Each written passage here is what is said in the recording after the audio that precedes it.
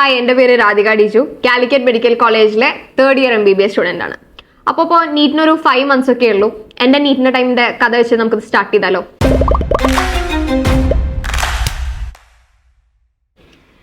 അപ്പോൾ ഈ കഥ തുടങ്ങുന്നത് പറഞ്ഞു കഴിഞ്ഞാൽ എൻ്റെ +1 +2ലാണ്.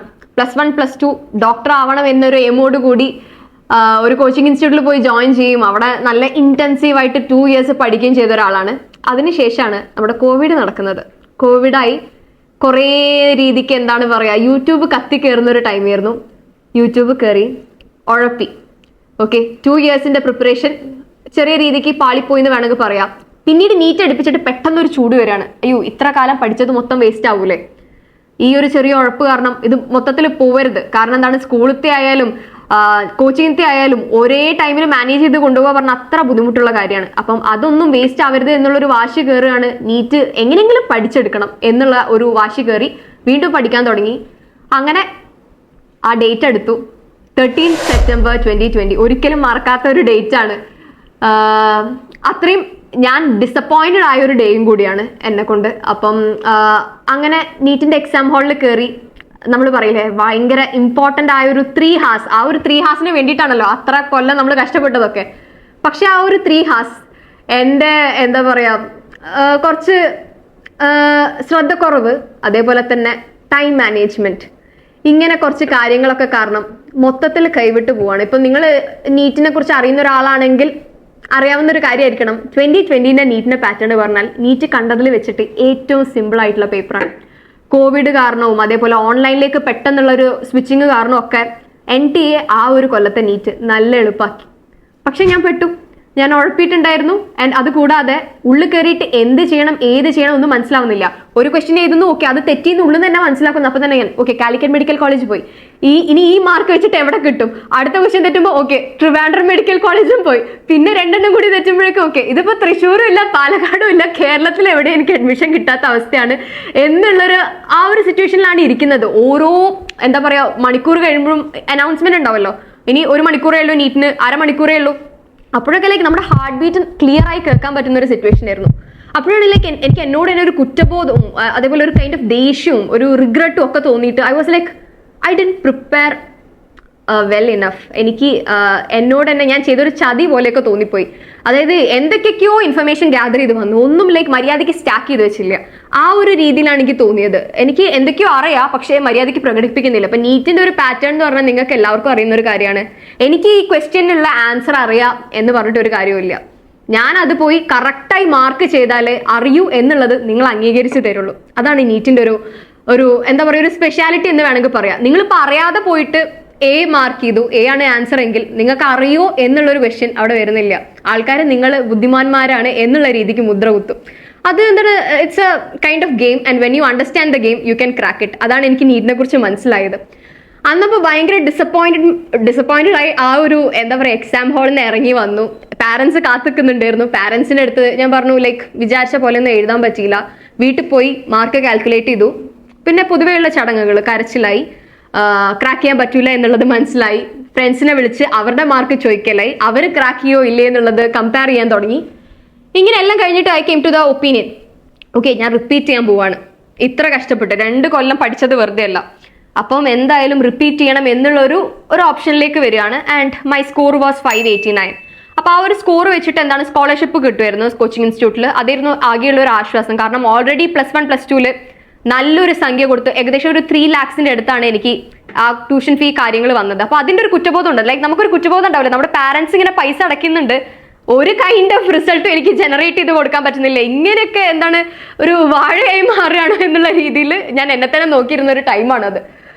ദെൻ ഐ വാസ് ലൈക്ക് കുഴപ്പമില്ല, റെഡിയാക്കി എടുക്കാൻ പറ്റും. എന്തൊക്കെ പറഞ്ഞാലും ഞാൻ അറ്റ്ലീസ്റ്റ് +1 +2 പഠിച്ചിട്ടുണ്ട്. അതിന് ശേഷമുള്ള ഒരു സെഗ്മെന്റ് അല്ലേ ഉഴപ്പിപ്പോയത്, അത് റെഡിയാക്കി എടുക്കാം എന്ന് ഞാൻ പ്ലാൻ ചെയ്തു. ആൻഡ് എന്താണ് അവിടെ വില്ലനായി വന്നത്? യൂട്യൂബാണ്. മൊത്തത്തിൽ പറയുകയാണെങ്കിൽ എന്താണ്, ഇന്റർനെറ്റ് ആണല്ലേ. അപ്പോൾ ഐ ഡിസൈഡഡ് ഇനി എന്താണ് അധിക രീതിക്ക് ഇന്റർനെറ്റ്, അതേപോലെ തന്നെ യൂട്യൂബ്, ഇങ്ങനെ വീഡിയോ കാണല്, ഇങ്ങനത്തെ കാര്യങ്ങളൊന്നും വേണ്ട. സോഷ്യൽ മീഡിയസ് മൊത്തത്തിൽ അവോയ്ഡ് ചെയ്യണം എന്ന് തന്നെ ഞാൻ അവിടെ തീരുമാനിച്ചു. And then my repeat year started. Classes മൊത്തം ഓൺലൈനാണ്. യൂട്യൂബിന്റെ ഒരു സ്പെഷ്യാലിറ്റി പറഞ്ഞു കഴിഞ്ഞാൽ ചിലപ്പോൾ നിങ്ങൾ ഏതെങ്കിലും ക്വസ്റ്റ്യൻ ഒക്കെ ഡൗട്ട് സോൾവ് ചെയ്യാൻ വേണ്ടിയിട്ടായിരിക്കും യൂട്യൂബ് തുറക്കുന്നുണ്ടാവുക. ഡൗട്ട് നോട്ടിലൊക്കെ എന്താണ് സൊല്യൂഷൻ നോക്കാൻ വേണ്ടിയിട്ടായിരിക്കും തുറക്കുന്നുണ്ടാവുക. പക്ഷെ നോക്കിയിട്ട് നമ്മൾ അവസാനം എന്ത് ചെയ്യും, ഏതെങ്കിലും ഒരു എന്റർടൈനിങ് വീഡിയോന്റെ അടിയിലേക്കും പോകുന്നുണ്ടാവുക.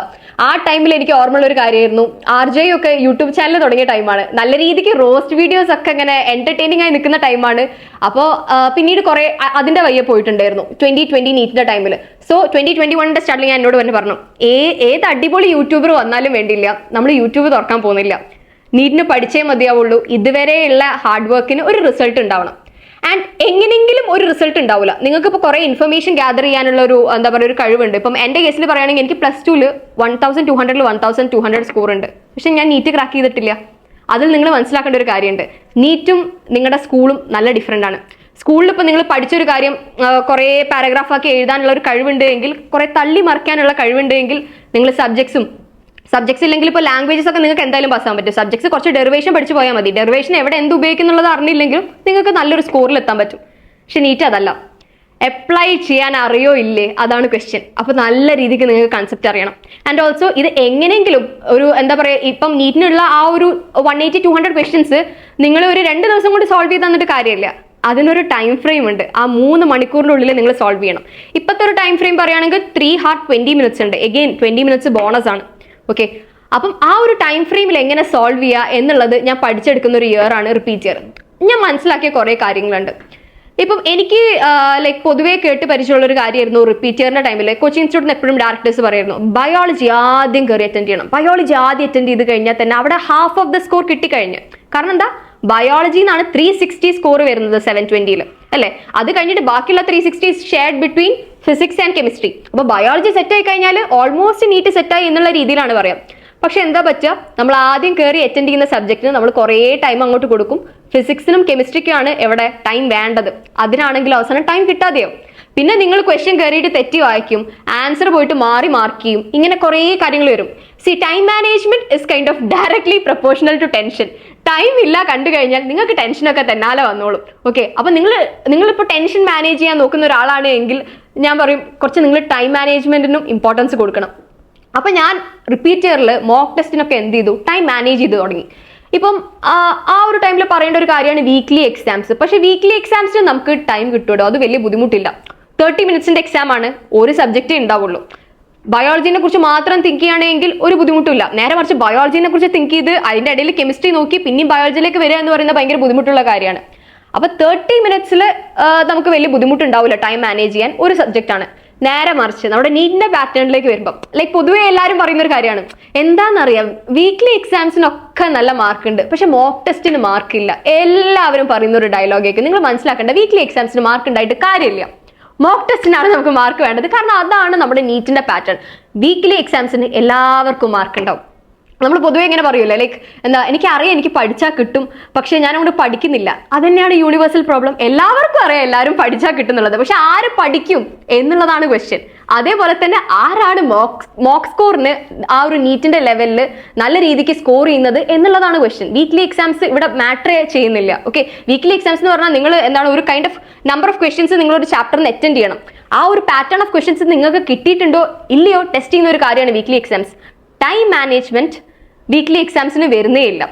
സോ വീക്ക്ലി എക്സാംസിന്റെ പർപ്പസ് എന്ന് പറഞ്ഞു കഴിഞ്ഞാൽ പാറ്റേൺസ് ഓഫ് ക്വസ്റ്റൻ ആണെന്നും, അതേപോലെ തന്നെ മോക്ക് ടെസ്റ്റിന്റെ കാര്യം പറയുകയാണെങ്കിൽ അവിടെ ജസ്റ്റ് പാറ്റേൺസ് ഓഫ് ക്വസ്റ്റൻ അല്ല, ടൈം മാനേജ്മെന്റ്, ടെൻഷൻ മാനേജ്മെന്റ്, നിങ്ങളുടെ പ്രസൻസ് ഓഫ് മൈൻഡ്, അവിടുന്ന് ക്വസ്റ്റ്യൻ കിട്ടുന്നോ ഇല്ലയോ എന്നുള്ളത് ഒരു ക്വസ്റ്റൻ ആണ് അല്ലേ. അപ്പൊ അവിടുന്ന് ക്വസ്റ്റ്യൻ കിട്ടുന്നുണ്ടോ, അതേപോലെ തന്നെ ഓരോ ഇൻഡിവിജ്വൽ ആയിട്ടുള്ള സബ്ജക്റ്റിൽ നിങ്ങളുടെ അപ്രോച്ച് എന്താണ് എന്നുള്ള കുറേ കാര്യങ്ങൾ വരുന്നുണ്ട്. അപ്പം ഇതേപോലുള്ള കുറേ കാര്യങ്ങൾ ഇപ്പം മോക്ക് ടെസ്റ്റ് വീക്ക്ലി എക്സാംസ് മാത്രമല്ല, ടെൻഷൻ എങ്ങനെ മാനേജ് ചെയ്യണം, ഓരോ സബ്ജക്റ്റിന്റെ അപ്രോച്ച് എന്താണ്. ഇപ്പം ഓർഗാനിക് കെമിസ്ട്രിയിൽ എല്ലാവരും പറയുന്ന ഒരു കാര്യമാണ്, പഠിക്കുന്ന അതേ സ്പീഡ് തന്നെ മറക്കുന്നു. ഓർഗാനിക് കെമിസ്ട്രി ഓർഗാനിക് കമ്പൗണ്ട്സ് നല്ല വോളട്ടൈലാണ്, തലയിൽ നിൽക്കില്ല. അപ്പൊ ഇത് എങ്ങനെയാ പഠിക്കുക?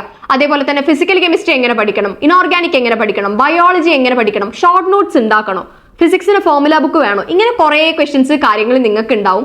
ആൻഡ് എനിക്ക് ഇതിന്റെയൊക്കെ കഥ പറഞ്ഞു തരാനുണ്ടാവും. കാരണം അറിയാലോ, 3 വർഷത്തിന്റെ നീറ്റ് ജേണിയാണ്. +1 സ്റ്റാർട്ട് ചെയ്തതാണ്, പിന്നെ +2 പഠിച്ചു. ആൻഡ് സ്കൂളിന്റെ കൂടെ എങ്ങനെ മാനേജ് ചെയ്യണം എന്നുള്ളത് വേറെ ഒരു ക്വസ്റ്റൻ ആണ്. കാരണം സ്കൂളും ഡിഫറെന്റ് ആണ്, നീറ്റും ഡിഫറെന്റ് ആണ്.